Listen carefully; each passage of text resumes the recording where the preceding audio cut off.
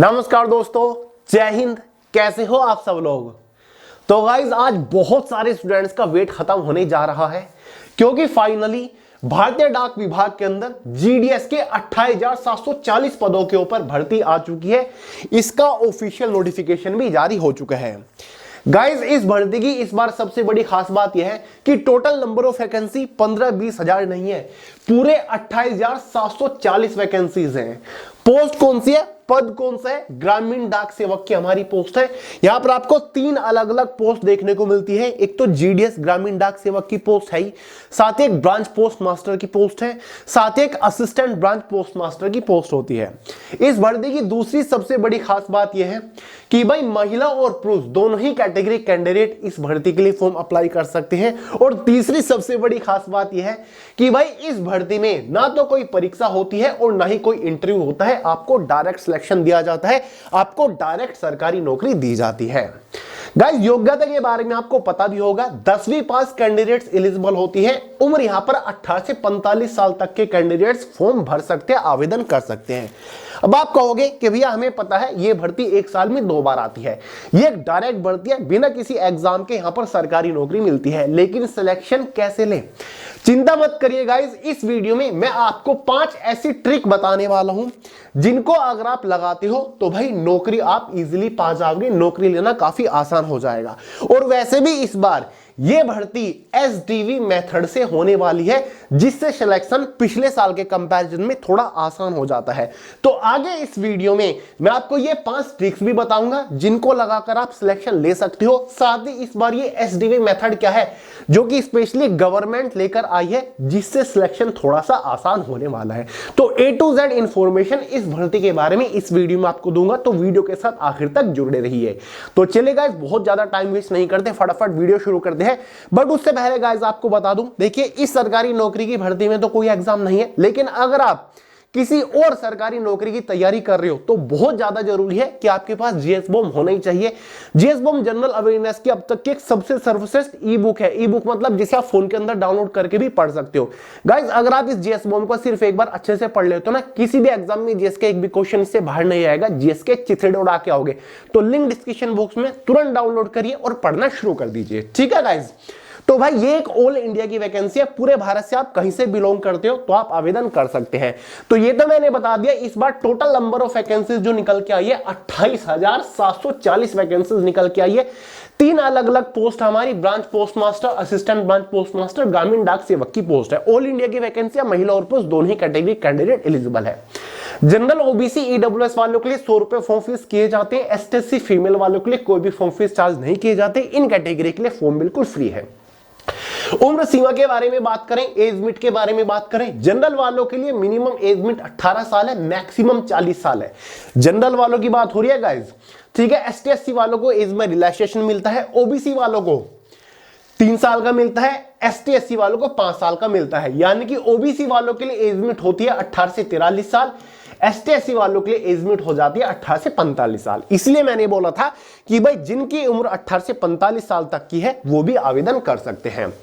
Qualification बिल्कुल simple है, अगर आपने 10वीं पास कर रखा है आप तीनों ही पोस्ट के लिए एलिजिबल है। तीनों कौन सी post, branch post master, assistant branch post master, ग्रामीण डाक सेवक की पोस्ट, ठीक है गाइस। साथ ही आपको कंप्यूटर की बेसिक नॉलेज होनी चाहिए, साइकिलिंग की भी बेसिक नॉलेज आपको होनी चाहिए। हालांकि इनके लिए कोई एक्सपीरियंस या फिर सर्टिफिकेट नहीं चाहिए होता है, समझ गए गाइस। तो चलिए सबसे पहले बात कर लेते हैं इंपॉर्टेंट डेट्स के बारे में। बट उससे भी पहले चलिए डेट्स के बारे में पहले बात करेंगे, वरना आप कहोगे कि भैया ये तो बता ही नहीं रही हो कि फॉर्म कब से शुरू हो रहे हैं। देखिए गाइस ये नोटिस आपको स्क्रीन के ऊपर दिख रहा होगा, ऑफिशियल नोटिफिकेशन है। इसमें यहां पर देखिए ऑनलाइन रजिस्ट्रेशन कब होगा।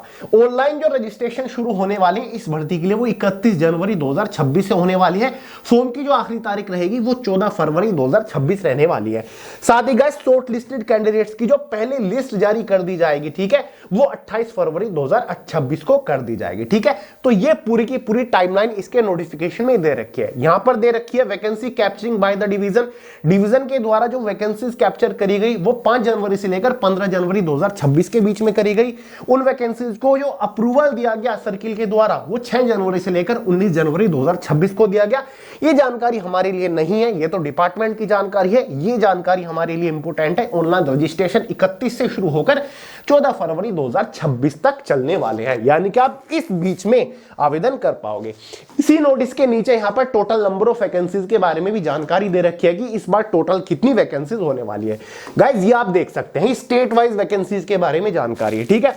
जब आप इस पीडीएफ को नीचे स्क्रॉल डाउन करोगे तो यहां पर टोटल वैकेंसीज 28,740 है। किस स्टेट से टोटल कितनी वैकेंसीज यहां पर निकल के आई है आप खुद देख सकते हैं। जैसे कि पहला राज्य कौन सा है, आंध्र प्रदेश, ये सर्किल है हमारे, 1060 वैकेंसीज है। दूसरा असम 639 वैकेंसीज है। तीसरा बिहार 1347 वैकेंसीज है। चौथा छत्तीसगढ़ 1155 वैकेंसीज है। पांचवा दिल्ली 42 वैकेंसीज है। छठा गुजरात 1830 वैकेंसीज है। हरियाणा से 270 वैकेंसीज है। हिमाचल प्रदेश से 520 वैकेंसीज है। उसके बाद झारखंड देख लो 908 है। केरला देख लो गाइस, आप मध्य प्रदेश देख लो। उसके बाद महाराष्ट्र देख लो 3553, कितनी सारी वैकेंसीज निकल के आई है, ठीक है। हर एक स्टेट के सामने, हर एक सर्किल के सामने यहां पर वैकेंसीज के बारे में जानकारी दे रखी है, ठीक है। उत्तर प्रदेश से देख लो 3169 वैकेंसीज है। वेस्ट बंगाल से 2982 वैकेंसीज है। टोटल 28,740 वैकेंसीज इस बार निकल के आई है। ये मैंने आपको सर्किल वाइज वैकेंसीज की जानकारी दे दी है, ठीक है। अब आप कहोगे कि भैया 7-8 दिन पहले आपने एक वीडियो प्रोवाइड करा था जिसमें आपने बताया था कि ऑनलाइन फॉर्म जो है वो आपके 20 तारीख से शुरू होने वाली है। देखिए ये पुराना नोटिफिकेशन है जिसमें डेट दे रखी थी कि ऑनलाइन फॉर्म जो होंगे वो 20 जनवरी से शुरू होंगे, लेकिन किसी कारण की वजह से फॉर्म 20 जनवरी से शुरू नहीं हुए। उसके बाद एक नया नोटिस छोड़ा गया, मतलब नया नोटिस जारी किया गया जिसमें कहा गया कि भाई 31 जनवरी से अब फॉर्म शुरू होंगे। कब से? 31 जनवरी से। ये नया नोटिस है, ऑफिशियल नोटिस है, ठीक है गाइस। अब तो हो गए डाउट्स वगैरह आपके क्लियर। चलिए अब बात कर लेते हैं कि यहां पर सिलेक्शन लेने के लिए हमें करना क्या होगा। जो मैंने 5 ट्रिक के बारे में बात करी थी, 5 तरीकों के बारे में बात करी थी, ठीक है, उसके बारे में बात कर लेते हैं। और एसडीवी मेथड क्या होता है जिसकी वजह से सिलेक्शन लेना आसान है। देखिए इस भर्ती में कोई परीक्षा वगैरह तो होती नहीं, कोई इंटरव्यू, कोई स्किल टेस्ट, कोई टाइपिंग टेस्ट होता नहीं। डायरेक्ट आपको सिलेक्शन मिलता है, आवेदन करो और भाई नौकरी ले जाओ, ठीक है। वो वाला मेथड है, मेरिट बेस्ड ये भर्ती होती है, समझ गए। अब बहुत सारे लोग सोचते हैं कि भैया 10वीं में बहुत ज्यादा नंबर चाहिए होंगे तब हमारा सिलेक्शन होगा क्योंकि हमने इसकी मेरिट वगैरह देखी है। बिल्कुल आप सही सोच रहे हो, ठीक है। अब क्या 5 फॉर्मूले आपको लगाने हैं, क्या 5 ट्रिक लगानी है जिसकी वजह से सिलेक्शन आपको इजीली मिल सकता है। पहली ट्रिक सुनिए, सबसे ज्यादा वैकेंसी वाला सर्किल राज्य चुने, ठीक है। यहां पर राज्यों को सर्किल कहा गया है। जिस राज्य से सबसे ज्यादा वैकेंसीज है उस राज्य से फॉर्म भरिएगा। जैसे कि मान के चलिए यहां पर हम ले लेते हैं एग्जांपल गुजरात। गुजरात से मान के चलिए वैकेंसीज कम है उत्तर प्रदेश के कंपैरिजन में, ठीक है। आप उत्तर प्रदेश या फिर गुजरात किसी भी स्टेट से बिलोंग करते हैं, लेकिन उत्तर प्रदेश से वैकेंसीज 3000 है, गुजरात से 2000 है, मान के चलिए फॉर एग्जांपल, ठीक है। फिर चाहे वैकेंसी यहां पर कितनी भी हो मैंने आपको दिखा दिया, ठीक है। अब उत्तर प्रदेश से अगर वैकेंसी ज्यादा है तो उत्तर प्रदेश से फॉर्म अप्लाई करिएगा, जाहिर सी बात है वहां से सिलेक्शन के चांसेस आपके ज्यादा हैं, ठीक है गाइस। तो कुछ स्टेट ऐसे हैं जहां से जिनकी पॉपुलेशन कम है लेकिन वहां से वैकेंसीज इस बार ज्यादा निकली है। तो ये जो लॉजिक्स हैं आपको लगाने पड़ेंगे तभी आपको सिलेक्शन थोड़ा सा आसान पड़ेगा। सबसे ज्यादा वैकेंसी वाला डिवीजन जिला चुने। अब देखिए गाइस ये भी आपके हाथ में है कि किस डिस्ट्रिक्ट से, किस डिवीजन से आप आवेदन करना चाहते हो। जब आप इसके लिए आवेदन करोगे ना तो आपके पास ऑप्शन होंगे कि भाई किस राज्य से आप आवेदन करना चाहते हो। राज्य के ऊपर क्लिक करोगे, उसके बाद खुलेगा किस डिस्ट्रिक्ट से आप आवेदन करना चाहते हो। जिस डिस्ट्रिक्ट से आप आवेदन करोगे उसी डिस्ट्रिक्ट में आपकी जॉब लोकेशन रहेगी।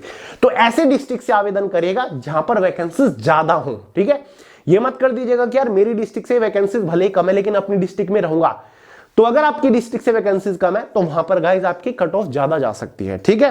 तो जिस डिवीजन में वैकेंसीज ज्यादा है वहां से आवेदन करने की कोशिश करिएगा। तीसरी चीज, सबसे लो लेवल की पोस्ट पहले चुने। इसका मतलब क्या है, फॉर्म अप्लाई करते टाइम आपको प्रेफरेंस देना होता है। 3 पोस्ट आपकी इसमें है। कौन कौन सी है, शुरू में ही मैंने आपको बताया था।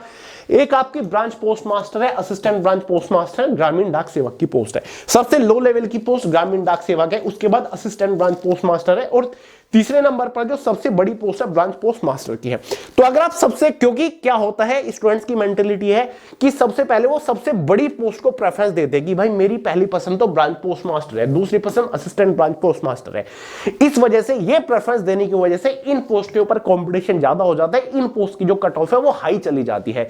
जिसकी वजह से आपका सिलेक्शन नहीं होता। तो कोशिश करिएगा कि छोटी पोस्ट से ट्राई करिए। वैसे भी ग्रामीण डाक सेवक असिस्टेंट ब्रांच पोस्ट मास्टर की सैलरी वगैरह बिल्कुल सेम होती है, और ग्रामीण डाक सेवक 2 साल के बाद असिस्टेंट ब्रांच पोस्ट मास्टर बन जाता है, उसके बाद असिस्टेंट ब्रांच पोस्ट मास्टर बन जाता है। ठीक है गाइस।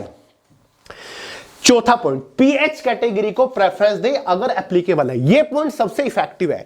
चाहे पिछले साल की कट ऑफ मेरिट लिस्ट आप उठा के देख लो, जो पीएच कैटेगरी की कट ऑफ होती है ना, वो सबसे कम होती है। इवन ये देखा गया है कुछ स्टेट में कि 56 मार्क्स पर कट ऑफ रही है पीएच की। उठा के देख लो, मैं लिटरली बता रहा हूं गाइस। तो अगर आप एप्लीकेबल हो, मैं ये नहीं कहता कि अगर आप बिल्कुल फिट हो और पीएच कैटेगरी से आवेदन कर दो, तो ऐसे तो गड़बड़ हो जाएगी। फिर जब आपका डॉक्यूमेंट वेरिफिकेशन होगा, ठीक है, तब आप बाहर निकल जाओगे। अगर आप एप्लीकेबल हो, ठीक है, अगर आपको लगता है कि हाँ मैं पीएच कैटेगरी में आ सकता हूं, तो आपका एक मेडिकल बनता है, ठीक है, गजेटेड ऑफिस से, किसी भी गवर्नमेंट जो डॉक्टर होता है वहां से, तो आप वहां से अप्लाई कर सकते हैं। अगर आप एप्लीकेबल हो, थोड़ी सी भी कहीं गुंजाइश है कि आप पीएच कैटेगरी से आवेदन कर सकते हो, तो भाई बिल्कुल करिएगा, उसको इग्नोर मत करिएगा। ठीक है, क्योंकि पीएच कैटेगरी एक ऐसी कैटेगरी है जिसकी कट ऑफ सबसे कम जाती है। ठीक है, 60 नंबर पर, 55 नंबर पर कुछ स्टेट के अंदर कट ऑफ जाती है पीएच कैटेगरी की। ठीक है। छठा पॉइंट, चौथी और पांचवी मेरिट लिस्ट का इंतजार करें। देखिएगा इस भर्ती की खास बात यही है, यहां पर मेरिट आपकी 4, 5, कई बार 6 मेरिट लिस्ट भी बनती है। अब यहां पर आप इसके नोटिस में ही देख लो, यानी उन्होंने क्या कहा हुआ है, release of the first list, पहली लिस्ट जो रिलीज होगी ना वो 28 फरवरी को होगी। उसके कुछ दिन बाद सेकंड लिस्ट होगी, यानी कि जिन लोग, पहली लिस्ट जो होती है कट ऑफ होती है वो थोड़ी हाई होती है, उसके बाद दूसरी लिस्ट आती है वो थोड़ी कम होती है, तीसरी लिस्ट आती है वो उससे भी कम होती है, चौथी लिस्ट जो आती है उसकी कट ऑफ उससे भी कम होती है। काफी सारे लोग क्या करते हैं, आवेदन करते हैं, पहली मेरिट लिस्ट आई, देखा कि यार हमारे नंबर तो इतने थे नहीं, तो बस छोड़ देते हैं, उम्मीद सेकंड लिस्ट को देखती भी नहीं, ना ही तीसरी लिस्ट को देखते। तो 4, 5 जितनी भी लिस्ट आती है ना, सभी लिस्ट का वेट करें, सभी लिस्ट का इंतजार करें, और आखिरी लिस्ट तक अपना नाम चेक करें, अपने नंबर चेक करें कि आपका सिलेक्शन हुआ है फिर नहीं हुआ है। ठीक है, क्योंकि इस बार एसडीवी मेथड लगने वाला है, इस वजह से तीसरी, चौथी, पांचवी मेरिट लिस्ट काफी कम जाने वाली है। ठीक है, अब बात करते हैं छठा पॉइंट, इस बार एसडीवी मेथड से सिलेक्शन आसान। एसडीवी मेथड क्या है? एसडीवी का जो फुल फॉर्म होती है वो सिस्टमैटिक डॉक्यूमेंट वेरिफिकेशन होता है। देखिएगा, आपने भी नोटिस किया होगा कि इंडिया पोस्ट के अंदर इन सभी पोस्ट के ऊपर जो भी लोग आवेदन करते हैं, उनके 10th में किसी के 10 सीजी पे आ रही है, किसी के 90% मार्क्स आ रहे हैं, किसी के 95% मार्क्स आ रहे हैं, किसी के 96% मार्क्स आ रहे हैं। ठीक है, अब अगर किसी कैंडिडेट के इतने मार्क्स 10th में आ रहे हैं, जाहिर सी बात है वो बहुत ही ब्राइट स्टूडेंट है, पढ़ने में बहुत ही अच्छा है, वो डेफिनेटली मेडिकल फील्ड या फिर इंजीनियरिंग फील्ड या फिर यूपीएससी, एसएससी, रेलवे, बड़े एग्जाम के लिए तरफ भागता है। ठीक है, वो इस वैकेंसी की तरफ बिल्कुल भी नहीं जाएगा। अब डेफिनेटली कुछ ना कुछ तो लो फॉल है कि इतने अच्छे मार्क्स वो कैसे लेकर आए, और पहले भी इस भर्ती के ऊपर इंक्वायरी हो चुकी है, इस भर्ती में फर्जीवाड़ा हो चुका है, बहुत सारे लोग फेक मार्कशीट बनवाते हैं और डॉक्यूमेंट वेरिफिकेशन में जाते हैं। लेकिन पिछले साल से गवर्नमेंट ने कह दिया है कि हम एक स्पेशल सॉफ्टवेयर लेकर आए हैं जो कि एसडीवी है। ठीक है, एसडीवी मेथड से डॉक्यूमेंट वेरिफिकेशन करेंगे, यानी कि डायरेक्ट पोर्टल से ही उनके डॉक्यूमेंट्स को वेरीफाई किया जाएगा। अगर किसी के डॉक्यूमेंट में इतनी सी भी रत्ती भर भी कमी मिली, पता चला कि इसने गलत डॉक्यूमेंट बनवाए, मार्क्स वगैरह बढ़वाए, दोबारा मार्कशीट बनवाए, उसके सिलेक्शन को, कैंडिडेचर को वहीं पर डिस्क्वालीफाई किया जाएगा, कैंसिल किया जाएगा।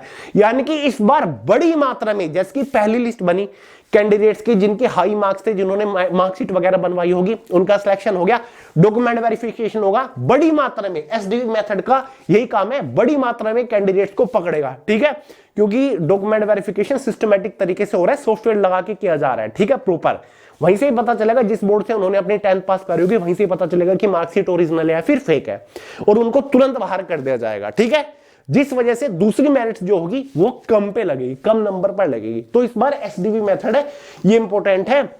तो अगर आपको लगता है कि मेरे मार्क्स ठीक ठाक है, एवरेज है, तो आवेदन कर दीजिएगा, चांसेस इस बार काफी अच्छे बने हुए इस भर्ती के अंदर सिलेक्शन के। ठीक है, तो ये 5 से 6 ट्रिक है, अगर आप इनको लगाते हो तो सिलेक्शन के चांसेस काफी अच्छे हैं। ठीक है, क्योंकि यहां पर कोई एग्जाम वगैरह है नहीं, मेरिट बेस्ड भर्ती है, तो चांसेस बेहतर है 10वीं वालों के लिए। ठीक है, तो गाइज ये 5 वो तरीके हैं। बाकी गाइज मैंने आपको बता दिया है फुल डिटेल जो नोटिफिकेशन निकलेगा वो आपका 31 तारीख को ही निकलेगा। ये देखिए ये नई तारीख है 31 जनवरी। बाकी ये 3 पोस्ट है, किस पोस्ट के ऊपर काम क्या होता है आपके सामने स्क्रीन के ऊपर लिखा हुआ है। ब्रांच पोस्ट मास्टर के ये सारे के सारे काम रहते हैं। ऑफिस सेक्शन की जॉब होती है, mostly assistant branch post master भी ऑफिस सेक्शन के अंदर रहकर ही काम करता है।